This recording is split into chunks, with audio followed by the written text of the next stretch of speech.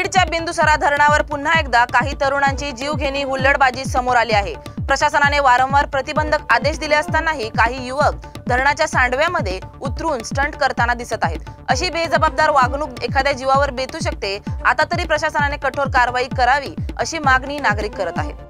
जळगावातील professor कॉलनीमध्ये सुरू असलेल्या वेश्या व्यवसायावर पोलिसांनी धाड टाकून बांगलादेशी तरुणींची सुटका केली। पुण्यातील सामाजिक संस्था फ्रीडमच्या तक्रारीवरून ही कारवाई करण्यात आली असून संबंधित दलाल महिलेविरुद्ध गुन्हा दाखल करण्यात आला आहे।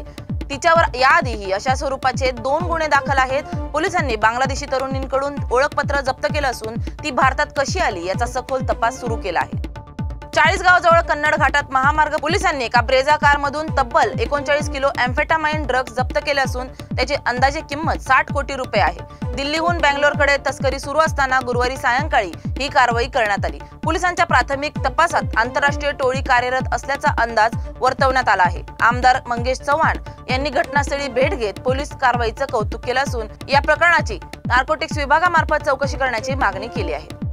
छत्रपती संभाजीनगरच्या सातारा परिसरात मुलींच्या वर्गातील वादातून चौघांनी एका दाम्पत्याच्या घरात घुसून अमानुष मारहाण केली। आरोपींनी महिलेला लाठाकाठ्यांनी बेदम मारहाण केली आणि तिच्या पायावर नाक घासून माफी मागायला लावली। इतकंच नाही तर महिलेला निर्वस्त्र करून रस्त्यावर आणण्याचा प्रयत्न देखील झाला। मात्र महिलेनं प्रसंगावधान राखत पळ काढला आणि शेजाऱ्यांच्या फोनवरून पोलिसांना माहिती दिली। पोलीस वेळेवर पोहोचल्याने मोठा अनर्थ टळला। संदीप लंके त्यांची पत्नी आणि 2 अनोळखी आरोपींविरोधात गुन्हा दाखल करण्यात आला आहे। गोंदियातील कोहली टोळा शाळेत शिक्षक शामराव देशमुख यांनी विद्यार्थिनीवर वारंवार अश्लील चाळे केल्याचं उघड झालं आहे। चाइल्ड लाईन तक्रारीनंतर पोक्सो कायद्यानुसार गुन्हा दाखल करण्यात आला असून आरोपीला अटक करून न्यायालयीन कोठडीत ठेवण्यात आला आहे। छत्रपती संभाजीनगर मधील केळी बाजार येथील राजेश ज्वेलर्स मध्ये 3 महिलांनी 69,000ची चांदीची पायल चोरी केली। सिटी चौक पोलिसांनी काही तासात तिघींनाही अटक करून संपूर्ण मुद्देमाल जप्त केला। चोरीचा प्रकार सीसीटीव्ही व स्थानिकांच्या मदतीने उघड झाला आहे।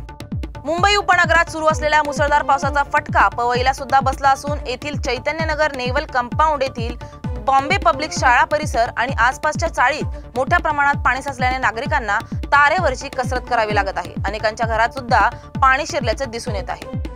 भिवंडी शहर व ग्रामीण भागात सकाळपासूनच मुसळधार पावसाने हजेरी लावली आहे।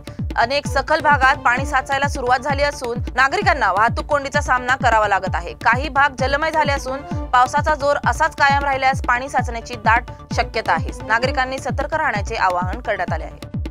दिल्लीतील यमुना धोक्याच्या सीमेवर लोहे पुलाजवळ भीषण दृश्य समोर। दिल्लीमध्ये यमुना नदीची पाण्याची पातळी संकटाच्या सीमेजवळ पोहोचली आहे। पाण्याची तीव्रता किंवा धरणातून पाण्याचा अधिक प्रवाह पुन्हा पातळी वाढण्याची शक्यता आहे। प्रशासनाने नागरिकांना सतर्कतेचा इशारा दिला आहे। लोहे पुलाजवळ समोर आलेल्या दृश्यांमध्ये यमुना नदीने भरभरून वाहत असल्याचं चित्र दिसत आहे। सततच्या पावसामुळे आणि हरियाणातील हथिनीकुंड धरणातून मोठ्या प्रमाणात पाणी सोडल्यामुळे यमुनेच्या पातळीत झपाट्याने वाढ झाली आहे।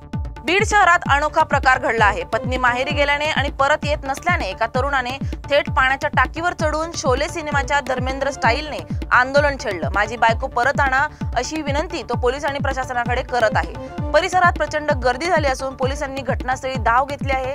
नातेसंबंधातील मतभेद असा ड्रामॅटिक वळण घेतील याची कोणालाच कल्पना नव्हती।